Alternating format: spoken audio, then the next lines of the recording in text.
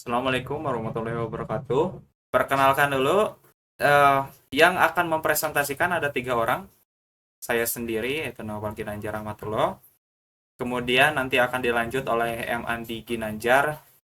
Dan yang terakhir nanti akan dilanjut oleh Diki Komara. Yang pertama, value proportion canvas.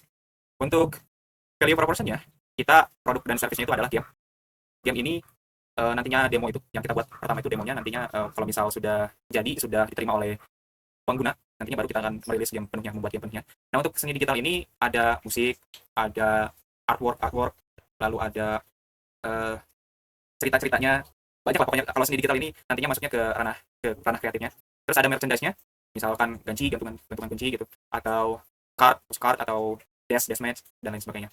Terus untuk konten digitalnya kita buatkan untuk sekarang masih fokusnya di showcase progress, showcase karakter, showcase lokasi di gamenya dan lain sebagainya.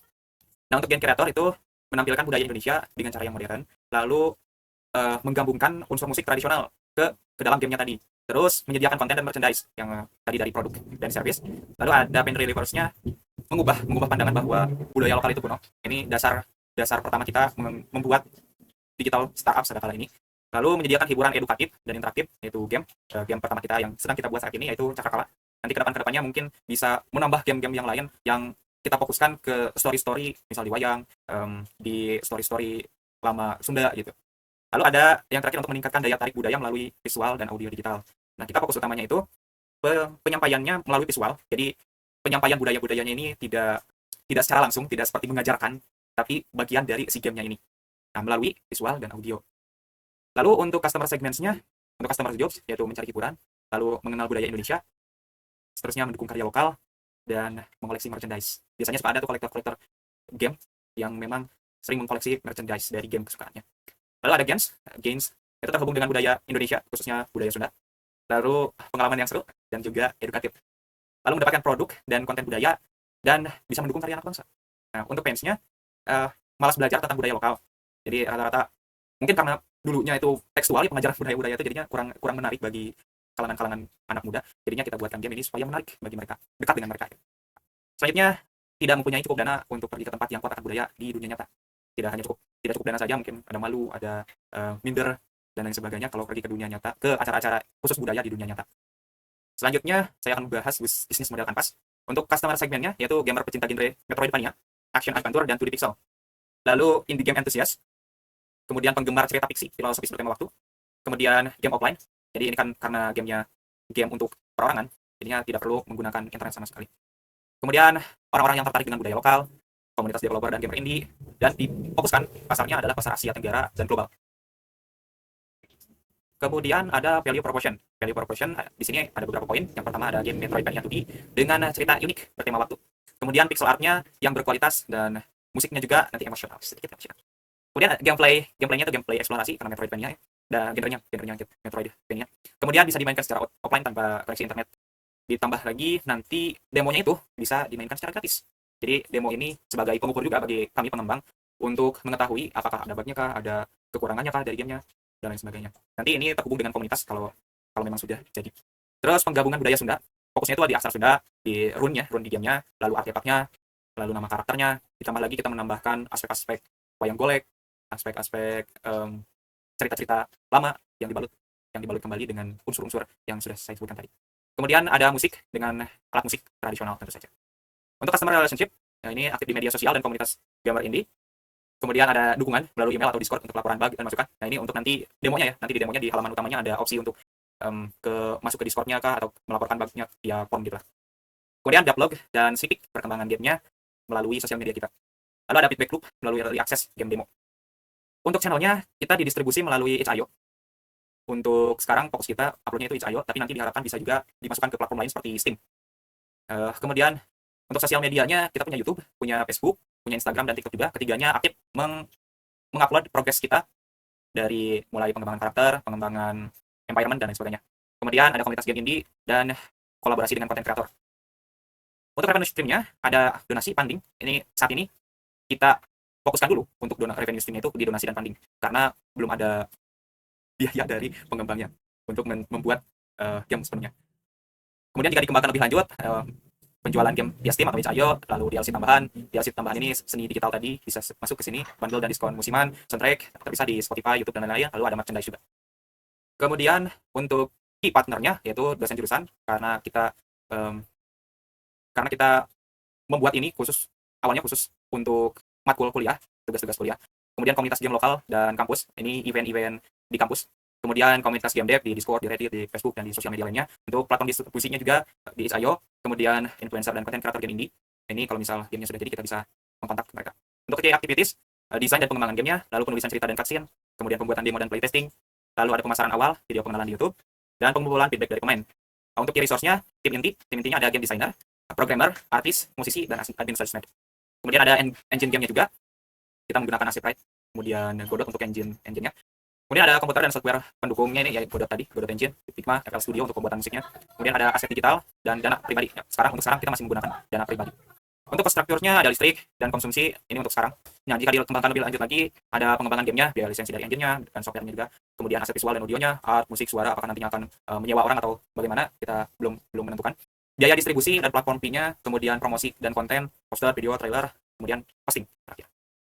Untuk pembahasan selanjutnya, ini musik akan dibahas oleh M. Andi Ginanjar. Oke ya, untuk selanjutnya bagian saya Muhammad Andi Ginanjar di implementasi musik untuk game project Sadakala ini, yaitu Cakrakala, di mana saya ada contoh salah satu implementasi musiknya, salah satu judul nantinya di dalam gamenya untuk kalau di game tuh di lobbynya, kalau di lobby main menu utama sebelum masuk ke gamenya. Jadi saya play dulu.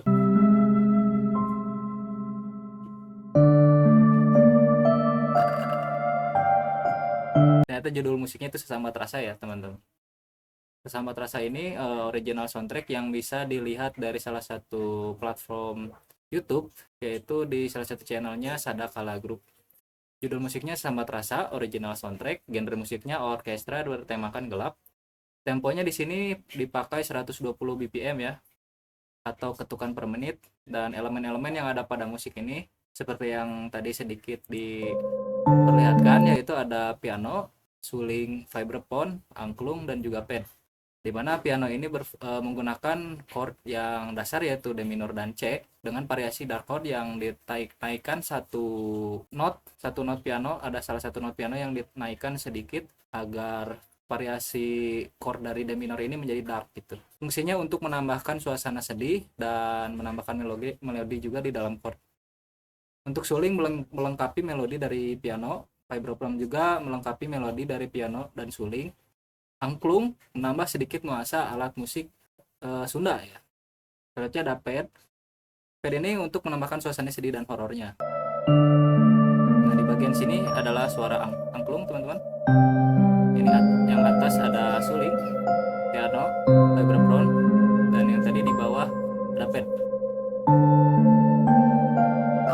Musik-musik yang ada di Cakrakala ini udah ada 4 ya sebenarnya, yang satu lagi masih dalam proses pembuatan, yaitu buat boss battle nantinya. Dan mungkin sekian dari saya, dilanjut oleh Diki Komara untuk wireframe dan UI. Nah, oke. Sekarang kita masuk ke bagian desain ya, bagian tampilannya. Saya rasa langsung saja ke prototipenya, landing page. Nah, di sini ada tampilan landing page untuk websitenya, untuk versi desktop. Kira-kira seperti ini.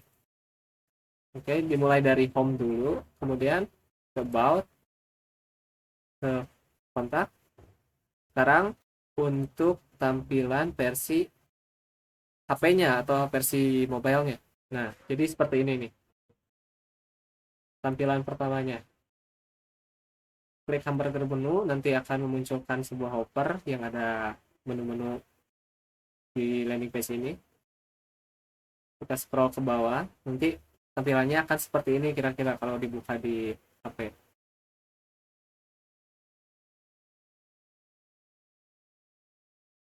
Oke, kita lanjut ke prototype gamenya. Oke, nah ini jadi tampilan menu utama untuk game Cakrakala. Ada 3 menu utama di sini, ada play, setting, dan exit. Kemudian di sini setelah mengklik play, nanti ada save selection. Nah, kemudian di sini ada menu setting. Isinya seperti setting pada umum, ada setting untuk pengaturan suara dan ada untuk grafik. Nah, kemudian di sini ada tampilan untuk inventory dari game. Ada menu Sakalawanci, ada menu item, ada menu map, dan ada menu jurnal. Oke, sekarang kita masuk ke prototype gamenya ya. Prototype paling awal, versi paling awal banget dari game Cakrakala ini. Kira-kira tampilannya itu seperti ini. Nah, karakter dapat melompat, kemudian dapat menyerang seperti ini, dapat melakukan dash terus ke depan seperti itu. Nah, dan untuk environment-nya seperti yang telah dijelaskan oleh Naupal di awal tadi, bahwa si game Cakrakala ini cara dia untuk mengajarkan budaya kepada pemainnya itu lewat visual. Nah, seperti ini. Ini ada gunungan ya yang diambil dari pewayangan. Kemudian di bawah ini juga ada wayang. Ada siluet wayang yang mungkin diskasikan kalau di tempat ini itu dulunya adalah sebuah kuil ya. Kuil tentang para wayang gitu.